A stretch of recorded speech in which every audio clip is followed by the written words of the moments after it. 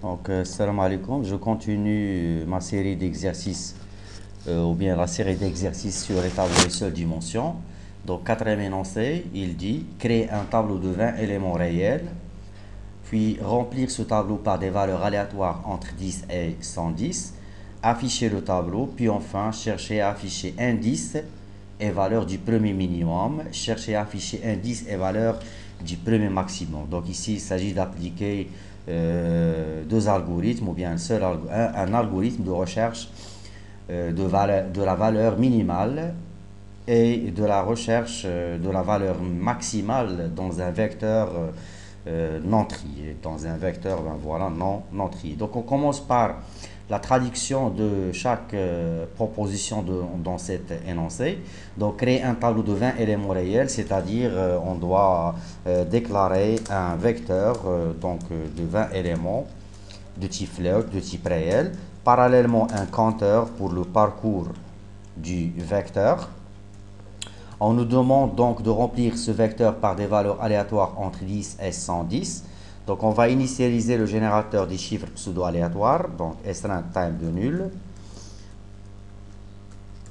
Un for, donc un commentaire remplissage et parallèlement donc l'affichage. Donc on va répondre à ces deux propositions en même temps par une seule boucle, remplissage et affichage du tableau, bien du vecteur et affichage, pardon. Donc un for avec notre compteur qui va faire un démarrage à partir de l'indice du premier élément jusqu'au dernier élément dont l'indice est 19. À chaque itération, on va incrémenter notre compteur.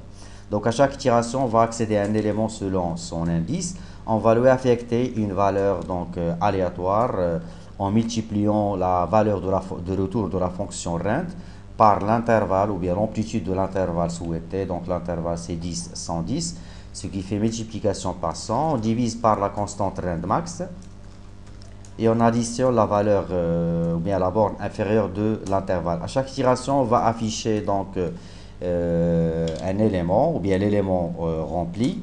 À chaque itération, donc en parallèle, on va afficher l'élément rempli suivi d'un message qui affiche donc valeur 1, valeur 2 et ainsi de suite.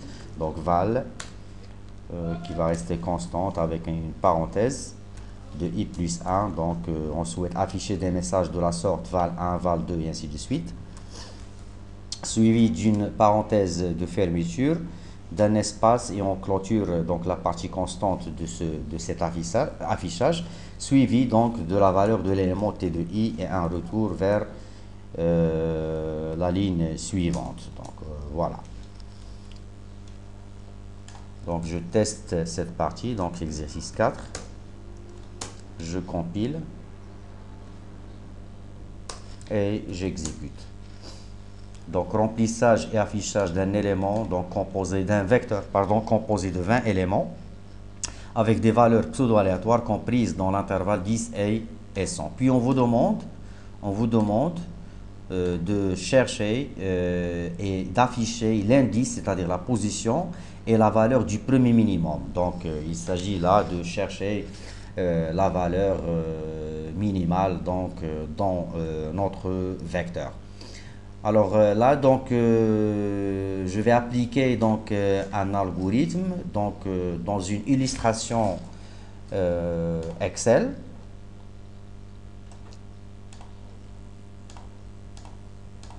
Ben, je suppose que le vecteur en question est celui que je vais mettre en forme.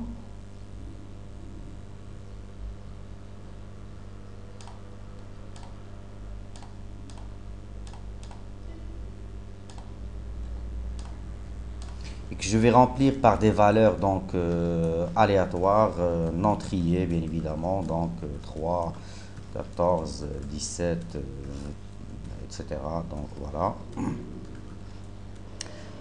Donc de 20 éléments. Donc je vais supposer 10 éléments. Donc ce qui sera 10 sur 10 éléments sera 10 sur 20 et ainsi de suite. Donc 10 éléments, donc 23 par exemple. Alors pour la recherche du premier minimum ou bien du minimum, on va considérer au niveau d'une variable, on va considérer le premier élément comme minimum, c'est-à-dire on va stocker dans une variable auxiliaire la valeur du premier élément Puis on parcourt notre vecteur à partir du second élément jusqu'au dernier. Et à chaque parcours, à chaque itération, on accède bien évidemment à un élément. On va le comparer à chaque itération à partir du deuxième élément jusqu'au dernier élément. On va comparer l'élément courant avec le minimum supposé. Par exemple, ici, on va comparer l'élément dont la valeur est 12 par le minimum supposé. Donc, comme vous le voyez, il est supérieur au minimum supposé, ce qui fait que le minimum va rester intact. Si on accède donc à l'élément suivant, il est inférieur au minimum supposé, donc on doit changer de minimum vers 5. Et parallèlement, donc je récap, je suppose que le premier minimum est 10. Sa position donc sera rangée au niveau d'une autre variable, donc je ne sais pas sa position ici sous Excel, c'est 1. C'est-à-dire dans la première ligne. Après, on parcourt notre vecteur du second élément jusqu'au dernier. À chaque fois qu'on accède à un élément, s'il est inférieur au minimum supposé, on change de minimum et on change aussi de position. Sinon, le minimum et sa position restent intacts. Alors, dans le cas du second élément, il est supérieur au minimum supposé, donc pas de changement. On accède à l'élément suivant et il est inférieur au minimum supposé, donc changement à la fois de la valeur et de la position de cet élément, ou bien de l'élément minimum, dans notre cas c'est 5.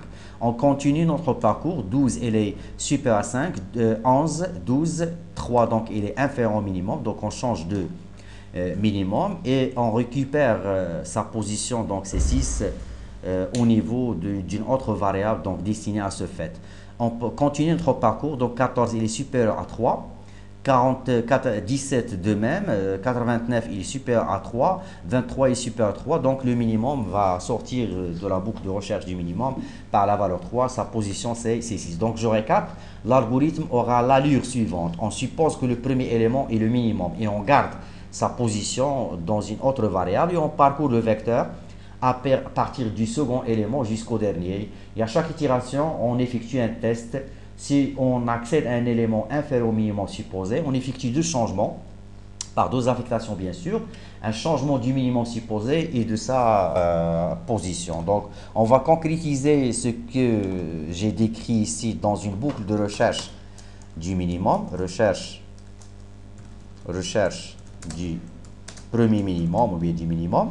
Donc, je vais rajouter d'autres variables à ce fait, donc deux variables réelles compatibles, ou plutôt une variable réelle compatible avec le type des éléments dans laquelle je vais récupérer le minimum, et une variable dans laquelle on va récupérer la position, donc je vais l'appeler Pmin. Alors, des initialisations avant la recherche du minimum et sa position. On va initialiser la variable min par le premier élément, c'est-à-dire l'élément dont l'indice est 0. De même, on va initialiser la variable Pmin par l'indice de cet élément. Donc, la variable min va recevoir T0, c'est-à-dire T de 0, c'est-à-dire le premier élément. Pmin sera initialisé par l'indice du premier élément. Puis, on effectue, ou bien on parcourt les éléments à partir de l'élément suivant, c'est-à-dire du deuxième élément. Et tant que le i n'a pas encore atteint donc, le dernier élément, on va incrémenter notre compteur. Donc, le parcours sera effectué à partir du deuxième élément jusqu'au dernier. À chaque itération, on va effectuer un test de recherche du minimum. Un test de recherche du minimum. À chaque fois, à chaque itération, on va tester l'élément courant avec le minimum qu'on a supposé. Donc, s'il est inférieur au minimum supposé, deux instructions seront exécutées. À la fois, on va récupérer la valeur de ce minimum au niveau de la variable min, donc le minimum ici c'était de i, c'est-à-dire l'élément qui a vérifié la condition, et on récupère sa position au niveau de la variable pmin. Donc sa position, ça sera la valeur du compteur i. On ferme le bloc de recherche du minimum. Une autre question est posée dans cet énoncé. Donc on souhaite aussi chercher à afficher l'indice et la valeur du premier maximum, ou bien du maximum. Donc, pour ce fait, donc, un autre test indépendant du premier test. Donc, le premier test, il sera effectué pour chercher le minimum. Donc, c'est-à-dire, à chaque itération, on doit effectuer un double test. Le premier pour récupérer le minimum.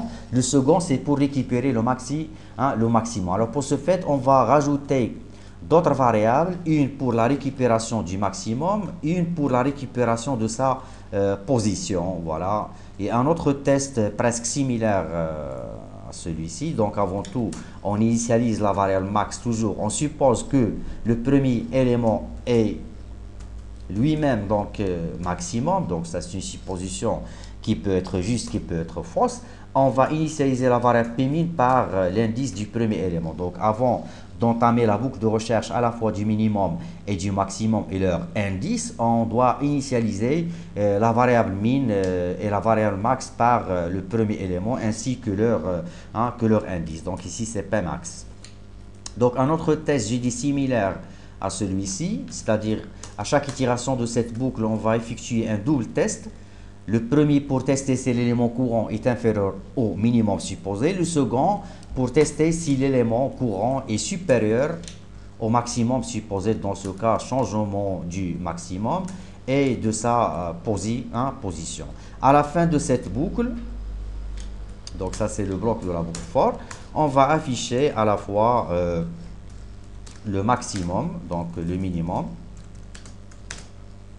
la valeur du minimum, c'est-à-dire la valeur de la variable min, et sa position ou bien son indice de ce minimum qui a été récupéré au niveau de la variable Pmin. Donc de même, on va afficher la valeur récupérée dans la variable dans la variable max, avec changement de message, ainsi que son indice qu'on a récupéré au niveau de la variable Pmax. Donc, je sauvegarde ces modifications, je compile